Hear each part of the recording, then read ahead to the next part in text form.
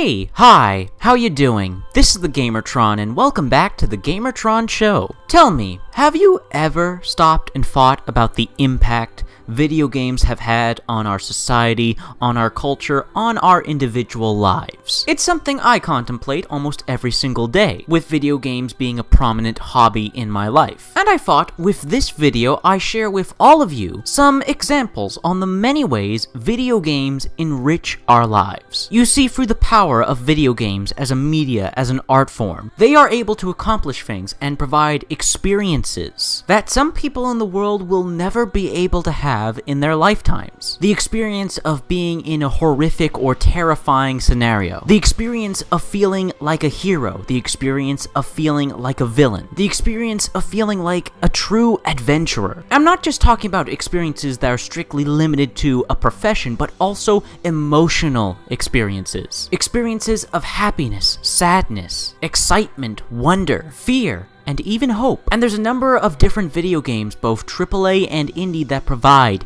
these professional and emotional experiences. Let me list off a few personal ones. Despite the simplicity of this description, in real life, I have a fear of heights. I've slowly gotten over it and combated it, and I'm better with heights. But you will never ever catch me rock climbing or mountain climbing or hiking to the top of a mountain. Not happening. I prefer to have stable ground, solid ground underneath my feet. But thanks to video games, and with open world video games like Skyrim, The Witcher 3, Wild Hunt, and Just Cause 2, and Just Cause 3, as really good examples of open world games that allow you to scale incredible heights, tall buildings, and of course mountains. And with the Just Cause games in particular, you can hand glide and parachute off the tops of mountains, which is not only visually stunning, but through gameplay, it's an exhilarating experience. I'm never going hand gliding. I'm never scaling a mountain. I'm never performing those activities in real life because of psychological and physical constraints. But with video games, I'm able to scale mountains, I'm able to jump off of mountains, and experience the visceral and exhilarating feeling of height, and facing my personal real-life fear of heights, thanks to open-world video games. Another personal example. In real life, I am never going to be a ninja. I am never going to be a secret agent. I will never, ever be able to sneak around or be stealthy or tail someone or hide in plain sight because I am clumsy. I am a bull in a china shop. I'm always knocking stuff over. I'm always making noise. I am the opposite of quiet. However, thanks to stealth video games like Splinter Cell and Hitman, Dishonored, Styx, through these games, I am able to get the experience and feel the emotional intensity of hiding in plain sight, of avoiding detection, and the tension of trying to stay hidden and not be seen. Unless I have a life of crime somewhere in my future in real life, I'm probably not going to have the need of sneaking around to steal something or assassinate someone. But thanks to stealth video games, I'm able to feel that tension, that exhilaration of getting from point A to B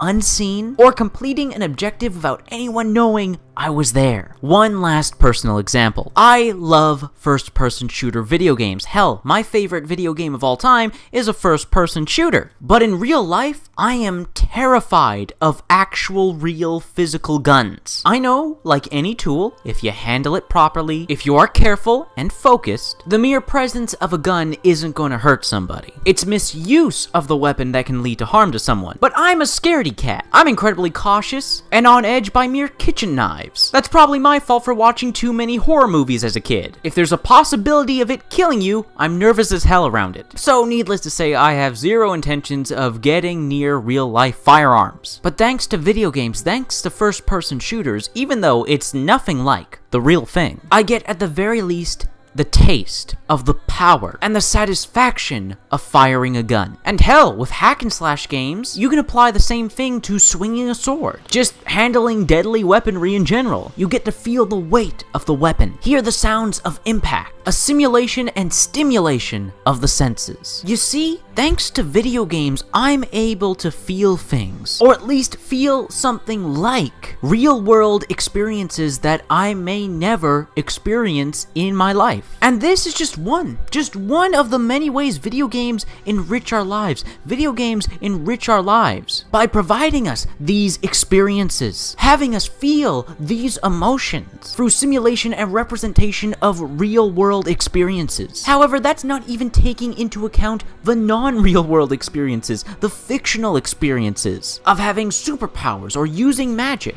piloting a giant robot, flying a spaceship. Through these examples and so many more, video games engage and percolate our imaginations. We will never be able to know what those things feel like, but through video games we get a taste of what it could have been, what it might be like. And on top of that, there's the experiences and emotions of meeting characters and experiencing stories unique to video games in a way only video games can provide. Unlike other forms of media and storytelling and art, character development and character interaction can be so much more personal, because we are with our protagonist, our playable character, through every step of the journey in a story. Whether it be Shepard in Mass Effect, Geralt in The Witcher, Clementine in The Walking Dead, Captain Martin Walker in Spec Ops: The Line, BJ Blazkowicz in Wolfenstein, Max Payne from, well, Max Payne, and I can just keep listing on more and more examples here of video games with stories and character arcs that are far more personal, far more engaging and memorable and impactful because of how much time we spend with the protagonist, how we are, in a sense, in their shoes, how we sort of become them.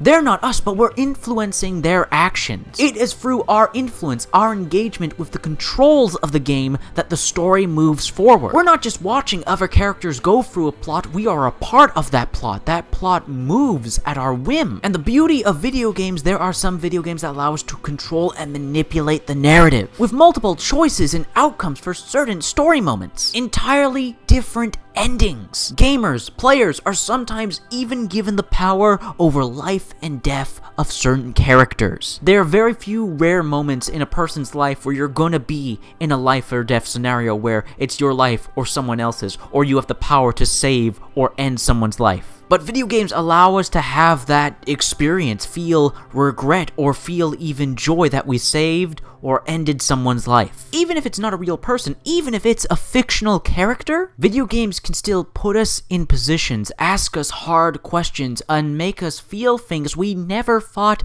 we'd feel through the power of what they're capable of, through their medium, through their type of art. Video games can enrich and change our lives in so many ways. They can change our outlooks on life, our feelings towards cultures and peoples and ideas and perspectives. Spec Ops: The Line is a video game that completely changed my outlook on the military shooter genre for not just video games, but movies and books. It changed my outlook on the profession of being a soldier in the military. Then we have a video game like For Honor, which has got me engaged in the history of the 3 different factions represented in the game. I want to learn the histories of knights around the world, of Vikings around the world, of samurai around the world. Hell, I want to take fencing lessons because of For Honor. It's changed my perspective on dueling and melee weapon combat, and the cultures of all these different types of ancient warriors. And then we have a video game like Honey Pop, which teaches you how to date girls.